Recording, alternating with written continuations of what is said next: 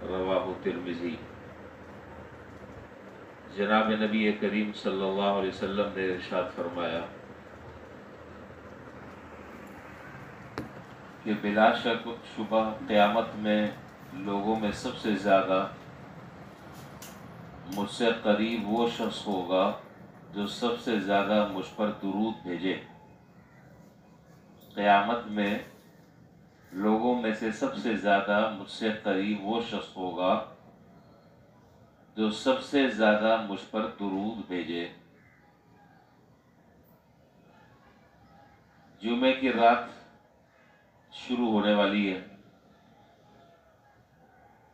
पिछले हफ्ते भी अल्लाह ताला ने एक रात अता फरमाई थी और अल्हम्दुलिल्लाह इस रमज़ान में ये दूसरी रात भी मिल रही है और अल्लाह ने चाहा तो इंशाअल्लाह जुमा भी मिलेगा इंशाअल्लाह। तो पिछले हफ्ते पिछली जुमरात को जो मैंने दुरूद शरीफ से मुताल्लिक़ कुछ गुजारिशात अर्ज़ की थी, आज उसी का तकरार है और उसी की याद दहानी है और उससे मुताल्लिक़ थोड़ा सा आज एक इजाफा है। जनाब नबी करीम सल्लल्लाहु अलैहि वसल्लम का इस उम्मत पर जो एहसान है, उम्मत उस एहसान का बदला नहीं दे सकती। सबसे पहला एहसान इस कायनात में और दुनिया में अल्लाह जल्ल शानहू का है इंसान पर, और उसके बाद दूसरे नंबर पर अगर किसी का एहसान है तो वो हज़रत सल्लल्लाहु अलैहि वसल्लम की ज़ात अक़दस। अल्लाह ताला के एहसान का शुक्रिया तो हम इबादत की सूरत में अदा करते हैं, उनके सामने सिजदा और रुकू करते हुए झुकते हैं, और जनाब नबी करीम सल्लल्लाहु अलैहि वसल्लम का एहसान ये है कि आपकी बरकत से ये ईमान अल्लाह ताला ने हमें और आपको अता फरमाया, वरना तो फिर ये ईमान मिलना मुश्किल होता, पता नहीं कहाँ होते, किस हाल में होते। तो जनाब नबी करीम सल्लल्लाहु अलैहि वसल्लम के इस एहसान का एक उम्मती पर अदना हक ये है कि आप पर दुरूद भेजे, दुरूद शरीफ की कसरत करें। वो सिर्फ जुम्मे के दिन या शब जुम्मे के साथ खास नहीं है, बल्कि 24 घंटे। अब आगे जो मैं बात बताने लगा हूं उससे मेरी इस बात की इंशाअल्लाह तायीद होगी कि 24 घंटे जितना वक्त मिले वो दुरूद शरीफ के पढ़ने में वो गुजारे, ये उसके लिए बड़ी सआदत की बात है। वो इंसान बड़ा सआदतमंद और खुश नसीब है कि जिसकी जबान पर हर वक्त दुरूद शरीफ हो। और सिर्फ दुरूद शरीफ से जनाब नबी करीम सल्लल्लाहु अलैहि वसल्लम को हम सिर्फ एक हदिया नहीं दे रहे, बल्कि अपने बहुत सारे काम करवा रहे हैं, अपने बहुत सारे फायदे हैं और बहुत सारे अपने मसाइल हैं। चुनाचे रिवायात में है कि अगर कोई आदमी किसी तंगी का शिकार हो, किसी परेशानी के शिकार हो, वो दुरूद शरीफ की कसरत करे। अल्लाह तबारक व तआला दुरूद शरीफ की कसरत की बरकत से उसकी परेशानियों को दूर फरमा देंगे। बहुत सारे दुनिया के मसले मसाइल, बीमारियां, आजारियां, तकलीफें सब दूर हो जाएंगी। हजरत उबई इब्न काब रज़ियल्लाहु ताला अन्हु एक सहाबी है मशहूर, और इनको ये बड़ी खुसूसियत हासिल है कि हजरात सहाबा में सबसे ज्यादा बेहतरीन कुरान शरीफ पढ़ने वाले, बेहतरीन कुरान पढ़ने वाले। वो फरमाते हैं कि एक दफा मैं जनाब नबी करीम सल्लल्लाहु अलैहि वसल्लम की खिदमत में हाजिर हुआ और मैंने अर्ज किया कि अल्लाह के रसूल, मेरा कुछ मामूल यूं है कि मैं जब अपनी इबादत से फारिग होता हूं तो मैंने जिक्र और अस्कार के लिए कुछ वक्त मुकर्रर कर लिया है।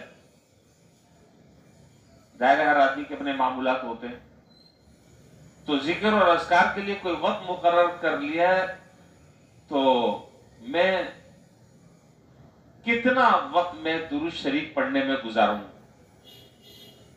1/3 वक्त दुरूद शरीफ, बाकी दीगर 3 हिस्से जो है वो जिक्र, अस्कार और दुआओं में।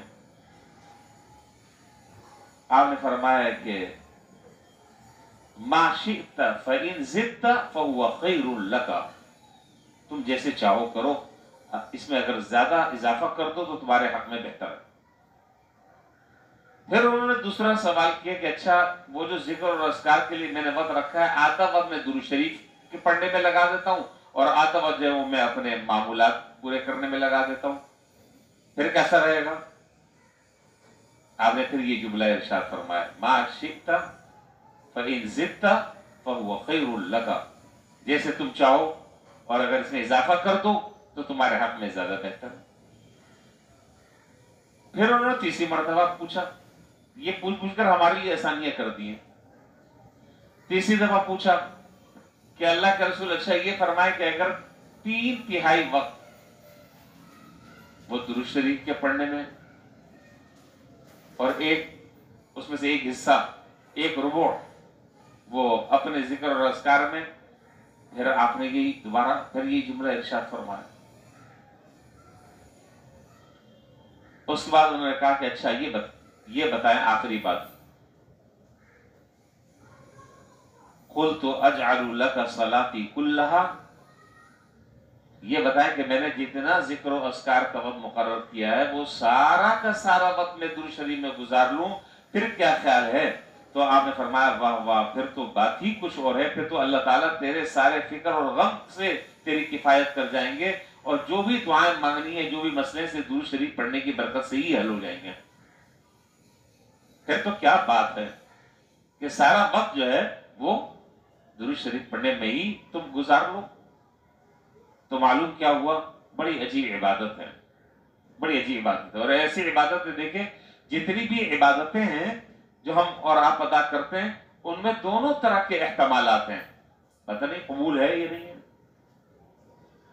नमाजें कबूल है या नहीं है, तरावी कबूल है या नहीं है, कुरान पढ़ा सुना जा रहा है कबूल है या नहीं है।